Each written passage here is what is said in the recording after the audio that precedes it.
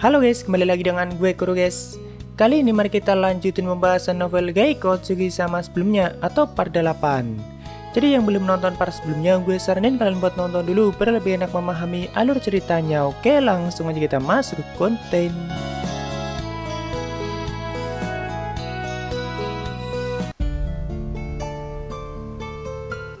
Sebelumnya party Ark sudah sampai di Kuana Prairie, tepatnya di suku Wile, yaitu salah satu dari 6 suku besar di klan harimau. Dan itu terletak di bagian paling timur Kuana Prairie, soalnya keberangkatan party Ark dari Wile Timur atau pelabuhan Plymouth. Namun setelah sampai di sana, ternyata desa itu sedang mengalami penyerangan dari dua raksasa gelap, walaupun tak lama setelah itu berhasil diatasi dengan bantuan dari party Ark. Bahkan semua warga yang mengalami luka parah semuanya berhasil disembuhkan oleh Ark, dan itu membuat mereka sangat terkesan. Sebenarnya suku harimau itu punya harga diri yang sangat tinggi dan biasanya mereka tidak akan sudi menerima bantuan dari orang luar.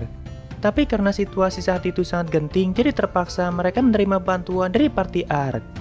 Walaupun tetap saja setelahnya masih ada sebagian pejuang yang mengeluh dan tidak terima, tapi istri dari sang tetua yang bernama Yuga dengan kasar menyuruh mereka untuk tenang. Atau intinya jangan lagi mengeluh dan menolak bantuan dari party Ark, lagian dengan adanya mereka semuanya menjadi lebih baik. Ya, jadi setelah itu party Ark bisa sepenuhnya diterima di suku Wile dan banyak hal yang mereka bicarakan dengan sang tetua Aene Wile bersama istrinya yaitu Yuga. Terutama mengenai tujuan Ark, lalu dua naga gunung yang dibawanya dan penyerangan dari raksasa gunung sebelumnya. Mengenai tujuan Ark, sang tetua Aene berjanji akan membantunya menemaninya pergi ke suku lain yang menanam tanaman cabai karena suku Wile sendiri tidak menanamnya. Apalagi sang tetua Aene berniat mendiskusikan penyerangan raksasa gelap dengan tetua dari suku lainnya. Lalu untuk dua naga gunung yang dikembalikan Ark, ternyata dua hewan itu milik pejuang dari suku lain yaitu suku Ena. Nah, jadi biar sekali perjalanan, Aene mengajak party Ark pergi ke suku Ena dan itu akan dilakukan di hari berikutnya. Kebetulan suku Ena juga biasa menanam cabai yang banyak dan tetua mereka kenal baik dengan Aene Wile. Jadi wilayah Kuana Prairie itu sepenuhnya dikuasai oleh klan harimau, tapi banyak suku yang berbeda di dalamnya dan semuanya saling bekerja sama. Terutama jika menghadapi ancaman besar seperti penyerangan dari raksasa gelap sebelumnya, yang berarti hal seperti itu sudah pernah mereka alami. Monster seperti raksasa gelap itu umumnya tinggal di Black Forest dan jarang memasuki wilayah Kuana Prairie, walaupun bukan berarti tidak pernah terjadi. Namun biasanya selalu ada penyebab pasti kenapa mereka sampai masuk ke Kuana Prairie dan kenapa tiba-tiba menyerang desa. Maka dari itu, Aene berniat mendiskusikannya dengan sang tetua lainnya. Saat itu, party Ark dipersilahkan istirahat di sebuah tenda khusus yang disiapkan untuk mereka. Barulah di pagi berikutnya, mereka melakukan perjalanan ke wilayah yang lebih barat, yaitu tempat suku Ena tinggal. Dalam perjalanan itu, mereka ditemani oleh sang tetua Aene beserta 10 pejuang hebat dari suku Wile, sedangkan pejuang lainnya tetap menjaga desa. Soalnya masih ada kemungkinan terjadi penyerangan berikutnya. Singkat cerita, kurang dari 2 hari, akhirnya mereka sampai di desa suku Ena dan langsung disambut dengan sangat baik. Jumlah orang yang tinggal di suku Ena mungkin hanya kurang dari 500-an, tapi itu sudah termasuk salah satu dari 6 suku besar di Kuana Prairie. Di sana party Ark dan Aene langsung dipersilahkan untuk bertemu sang tetua suku Ena yaitu Hue. Dan ternyata Hue dan Aene sangat akrab, mungkin dulunya mereka sama-sama pejuang pada saat masih muda. Lalu di situ Aene boleh menceritakan semuanya terkait tujuan mereka datang ke tempat itu. Setelah mendengar penyerangan sebelumnya, tentu Hue sangat khawatir dan bertanya apakah tidak ada korban dalam penyerangan itu. Lalu Aene menceritakan kalau semuanya berhasil disembuhkan oleh sihir Ark yang luar biasa. Walaupun setelah mengetahui hal itu, di sini Hue lumayan kecewa dan mulai memperhatikan Ark. Karena memang harga diri mereka sangat tinggi dan tidak seharusnya meminta bantuan pada orang luar. Tapi Aene berkata lagi kalau Yuga mendengar ucapanmu pasti dia akan marah. Soalnya bagi Yuga keselamatan masih jauh lebih penting dari apapun dan tidak ada salahnya menerima bantuan dari orang luar. Begitu mendengar nama Yuga, entah kenapa di sini Hue menjadi ketakutan dan kembali menarik ucapannya. Mungkin dulunya mereka bertiga adalah teman baik, atau mungkin saja Hue masih saudara kandung dengan Yuga yaitu istri Aene. Setelah basa-basi cukup lama, mereka mulai membahas tujuan Ark dan dua naga gunung yang dibawanya. Jadi untuk keperluan Ark, sang tetua Hue berjanji akan menjual cabainya dengan jumlah yang cukup banyak, tapi tidak untuk hari ini. Karena setelah semua suku lainnya diberi kabar mengenai penyerangan sebelumnya, mereka berniat mengadakan pertemuan di desa itu untuk membahasnya lebih jauh. Jadi simpelnya party Ark bakalan disediakan tempat tinggal sampai pertemuan mereka selesai. Sedangkan untuk dua naga gunungnya di bawahnya, Wei mengatakan kalau itu memang milik dua pejuang hebat dari sukunya, tapi sampai saat ini mereka belum juga kembali. Tadinya kedua pejuang itu punya misi untuk melakukan patroli jauh ke wilayah timur, tapi tak lama setelah itu mereka dinyatakan menghilang. Namun kalau naga gunung mereka sampai ditemukan di tempat lain, berarti besar kemungkinan dua pejuang itu sudah gugur atau menemui bahaya yang tidak terduga. Di sini Huai dengan sangat sopan meminta Ark untuk mengembalikan dua naga gunungnya di bawahnya karena dua hewan itu sangat penting bagi sukunya. Tentu Ark sama sekali tidak keberatan dan memang itu salah satu tujuannya. Di saat mereka masih membicarakan hal itu, tiba-tiba dari luar terdengar suara keributan dan ada satu naga gunung yang mulai lepas kendali. Tentu sang tetua dan semua orang di ruangan itu langsung mengeceknya. Ternyata saat itu ada satu warga desa lain dengan tubuh yang sudah penuh luka meminta pertolongan pada suku Ena. Cuma kondisi orang itu sudah sangat parah dan hampir kehilangan kesadarannya. Mungkin dia sudah berusaha mati-matian untuk sampai ke desa itu dengan menaiki naga gunung yang juga sudah mengalami luka. Makanya hewan itu sampai lepas kendali. Tapi dengan cepat sang tetua Hue langsung memanggil tabib untuk mengobati lukanya, walaupun tetap saja luka yang dialaminya terlalu parah dan tidak mungkin mereka bisa menyembuhkannya dengan cepat.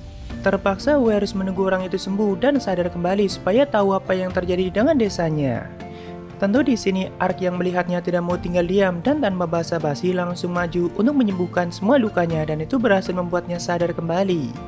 Walaupun tidak 100% pulih karena sihir penyembuhan Ark tidak mungkin bisa mengembalikan darah dari tubuh sang korban yang sudah menghilang. Jadi butuh waktu baginya untuk sepenuhnya pulih, tapi itu masih jauh lebih baik karena orang itu bisa menceritakan apa yang dialami oleh desanya. Dia bilang kalau ada 30 raksasa gelap yang tiba-tiba menyerang desanya dan tentu desanya tidak sanggup untuk mengatasi semuanya. Jadi dirinya diutus untuk meminta pertolongan pada suku Ena yang paling dekat dan terpaksa meninggalkan teman-temannya. Begitu mendengar semua itu, kemarahan Hue langsung meningkat dan tanpa pikir panjang dia memerintahkan para pejuang terhebatnya untuk bersiap pergi dan membantai semua raksasa itu. Tentu Waene dan para pejuangnya juga akan ikut membantu, begitu juga dengan 6 suku lain yang tidak lama lagi bakalan sampai di desa Ena. Tapi di sini Ark berpikir jika memang ada 30 raksasa gelap yang menyerang desa, apakah mereka semua bisa mengatasinya tanpa menimbulkan jumlah korban yang banyak? Bagi Ark itu mustahil, pasti bakalan ada korban yang banyak dari klan harimau. Walaupun klan harimau dikenal sangat kuat, tapi 30 raksasa gelap itu bukan jumlah yang sedikit dan sebelumnya 2 dari mereka saja sudah cukup merepotkan.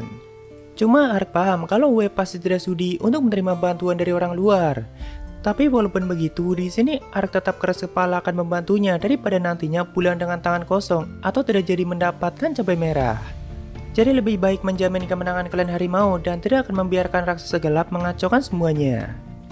Ternyata setelah Hue mendengar permintaan Ark, dia sama sekali tidak keberatan, tapi Hue berjanji akan membalas kebaikan itu apapun yang terjadi.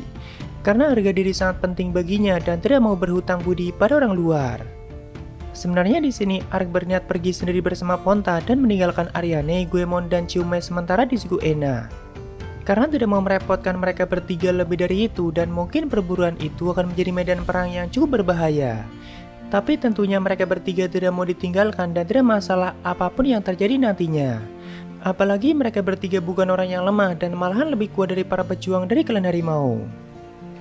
Akhirnya setelah semua pasukan manusia harimau terkumpul, mereka langsung berangkat ke desa yang mengalami penyerangan, tepatnya di bagian barat wilayah Kuana Prairie. Total ada 150 pejuang sudah termasuk para tetua dari 6 suku besar klan harimau. Karena sebagian pejuang lainnya tetap menjaga desa mereka masing-masing dan tidak mungkin meninggalkan desa tanpa penjagaan. Lalu setelah hampir 1 jam melakukan perjalanan seperti biasa, Ariane mulai mengeluh kalau pantat dan punggungnya terasa sakit, bahkan mulai mati rasa.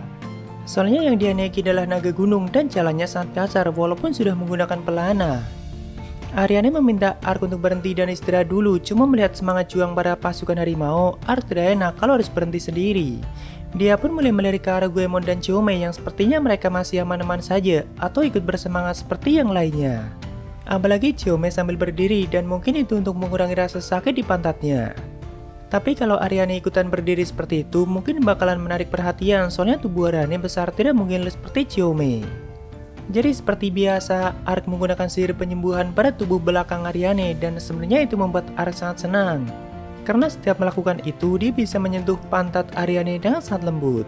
Ditambah melihat indahnya opai Ariane yang terus bergoyang dari atas ke bawah. Yaitu Ark sendiri yang mengatakannya dalam hati. Lalu setelah beberapa lama, akhirnya semua pasukan sampai di desa yang mengalami penyerangan. Tanpa basa-basi, mereka mulai menyebar dan melakukan tugasnya masing-masing. Sebagian pasukan langsung mencari dan menyelamatkan korban yang mungkin masih selamat, sedangkan sebagian lainnya langsung menghadapi raksasa gelap yang saat itu sudah mulai menyebar. Party Ark sendiri mulai menghadapi gerombolan raksasa gelap yang lumayan jauh dari pasukan klan harimau. Karena jika terlalu dekat dengan mereka, Ark khawatir kalau serangan kuatnya malah mengenai pejuang harimau yang lain. Jadi mending bertarung sendiri bersama partinya yang sudah paham dengan kekuatan dari serangan Ark. Walaupun di sini dia berniat menggunakan skill pemanggilan atau berniat mensummon salah satu iblis tingkat tingginya. Bahkan rune sihir dari pemanggilannya sudah mulai terbentuk di atas wilayah itu, tapi untungnya Aryani yang melihat itu segera menghentikannya dan menyuruhnya untuk berhenti. Karena setelah melihat bagaimana Ifrit dan Sutek mengamuk dan mengajar musuhnya, bagi Aryani itu terlalu gila. Bisa-bisa nantinya bukan hanya raksasa gelap yang dilenyapkan oleh makhluk summonernya, tapi desa itu juga ikut dihancurkan. Karena begitu sang iblis disummon, mereka tidak akan menghilang sebelum 5 menit dan akan terus mengajar musuhnya. Di sini untung saja Ark masih sempat membatalkannya dan mendengarkan ocehan Aryani. Akhirnya mereka bertarung bersama seperti biasa dan saat itu satu persatu raksasa gelap berhasil ditumbangkan. Namun di tengah pertarungan itu tiba-tiba ada makhluk lain yang menyerang Ark dari belakang dan itu sangat cepat. Bahkan Ark sendiri tidak sempat untuk menghindari serangannya. Akhirnya di momen itu, Ark dengan percaya diri memutuskan untuk menerima serangannya langsung atau mengadu kekuatan pertahanan kuatnya dengan serangan lawan yang tidak mungkin untuk dihindari. Tapi ternyata sebelum serangan itu mengenai leher belakangnya, Chome berhasil menangkisnya dan bahkan melukai wajah dari sang penyerang. Tidak hanya itu, jubah hitam yang menutupi kepalanya sampai robek dan memperlihatkan wajahnya dengan jelas. Orang pertama yang langsung mengenali makhluk dengan jubah hitam itu adalah Chome dan Goemon, dan bahkan mereka berdua hampir tidak percaya dengan apa yang dilihatnya. Jadi makhluk dengan jubah hitam itu adalah Sasuke atau kakaknya Chome yang sudah lama dinyatakan menghilang. Sebagai salah satu ninja dari klan Jishin, tentu Sasuke sangat kuat dan tidak heran kalau dia berhasil menyerang titik buta Ark. Tapi apa yang dilakukannya di tempat itu dan kenapa tiba-tiba menyerang Ark? Jika selama ini dia masih hidup, kenapa tidak pulang ke desa klan Jishin dan apa yang selama ini dia lakukan? Di sini banyak pertanyaan yang dipikirkan oleh Chome dan emosinya mulai tidak karuan. Namun begitu Chome memanggil namanya, Sasuke sama sekali tidak merespon dan tetap menunjukkan tatapan membunuhnya. Sedangkan Ark yang menyaksikan situasi itu tentu langsung paham kalau manusia kucing itu adalah Sasuke atau kakak yang selama ini Chome cari. Tak lama kemudian, Sasuke malah pergi meninggalkan mereka dan lari ke arah barat atau meninggalkan desa itu. Namun begitu Chome berniat mengejarnya, Goemon langsung memeluk tubuh Chome dan menghentikannya. Walaupun Chome tetap keras kepala ingin mengejar Sasuke, tapi Goemon bilang dia bukan lagi Sasuke yang dulu. Dan sebenarnya Chome juga tahu itu, tapi tetap saja sulit bagi Chome untuk melepaskannya. Tak lama setelah Sasuke pergi, semua raksasa gelap yang masih hidup mulai berlari mengejarnya sambil mengeluarkan raungan mereka dan entah apa yang terjadi. Tapi keberadaan Sasuke seperti umpan yang menarik semua raksasa gelap ke tempat itu dan melakukan penyerangan ke desa itu. Saat itu, sebagian pasukan mengeluarkan teriakan kemenangan mereka, tapi tak lama setelah itu, suasana menjadi sangat hening dan mereka semua mulai terdiam. Karena ternyata tidak ada korban yang berhasil diselamatkan dari desa itu dan semuanya telah terbunuh. Bahkan setelah pasukan mencari di bawah reruntuhan bangunan ataupun di wilayah sekitarnya, mereka tidak menemukan satu orang pun yang masih hidup. Hanya ada mayat warga desa yang sudah berserakan dan bahkan sebagian tubuh mereka sudah termakan oleh raksasa gelap. Tentu tidak mungkin bagi Ark untuk menghidupkan mereka kembali dan walaupun jika memungkinkan dia juga tidak mau mencobanya. Karena Ark takut bakalan mengubah takdir dunia itu semakin jauh, apalagi sebelumnya sudah terlanjur menghidupkan Putri Yuriana dan pasukannya. Di sini saat suasana semakin suram, tiba-tiba sang tetua Hue mendatangi party Ark dan mulai bertanya mengenai Chome dan juga Goemon. Awalnya dia tanya baik-baik, apakah manusia kucing yang tadi atau Sasuke yang dia maksud adalah teman mereka berdua? Dan kenapa semua raksasa gelap berlari mengejarnya? Intinya Hue dan para tetua lainnya menaruh kecurigaan pada Chome dan Goemon dan apakah mereka berdua dari awal sekongkol dengan pria kucing bernama Sasuke? Tentu itu hal yang wajar bagi klan harimau untuk curiga, apalagi di sini Chome yang masih depresi tidak berani untuk menjawabnya. Bahkan Hue sampai menunjukkan amarahnya dan bertanya lagi untuk kedua kalinya. Soalnya perbuatan Sasuke tidak mungkin bisa dimaafkan dan semua warga desa telah mati akibat perbuatannya. Di sini para tetua semakin marah dan semakin berteriak pada Chome yang masih tidak mau menjawabnya. Namun di saat itu juga Goemon mulai maju dan berdiri untuk melindungi Chome. Lalu dengan aura yang sangat mengintimidasi, Goemon mengatakan dengan tegas kalau pria itu dulunya salah satu dari kami, tapi sekarang sudah tidak lagi. Tentu kata-kata Goemon membuat Choume semakin sedih, tapi itulah faktanya. Di sini para tetua sempat diam dan saling mengintimidasi dengan Goemon, tapi sepertinya mereka sadar kalau Goemon sangat kuat dan belum tentu 3 dari mereka sanggup mengalahkannya. Lalu para tetua bertanya, kenapa kami harus percaya dengan kata-katamu dan apa buktinya? Goemon menjelaskan kalau Sasuke yang baru dilihatnya sudah menjadi salah satu undead, tapi entah apa yang mengubahnya menjadi seperti itu. Sebenarnya sebagian klan harimau juga bisa menyadari hal itu karena penciuman mereka sangat tajam dan bisa mencium bau kematian yang sangat menyengat dari tubuh Sasuke. Cuma biasanya monster yang sudah menjadi undead tidak mungkin bisa mempertahankan tubuh fisik mereka sepenuhnya atau pasti mengalami perubahan. Tapi entah kenapa Sasuke tetap bisa mempertahankan tubuh fisiknya dan tidak mengalami perubahan dalam hal fisik ataupun penampilan. Walaupun kepribadiannya tentu sangat berubah dan bahkan seperti tidak mengenali Choume ataupun Goemon. Di sini Ariane juga ikut menjelaskan semua itu pada Ark yang masih bingung karena sebagai seorang elf, Ariane bisa dengan jelas melihat aliran mana dan bisa melihat aura kematian di tubuh Sasuke. Yang berarti Sasuke sudah mati dan dihidupkan kembali oleh suatu makhluk yang belum mereka ketahui. Di sini hanya Choume saja yang masih belum mampu menerimanya, tapi setelah Goemon meyakinkannya, perlahan Choume mulai tenang dan mau menerimanya.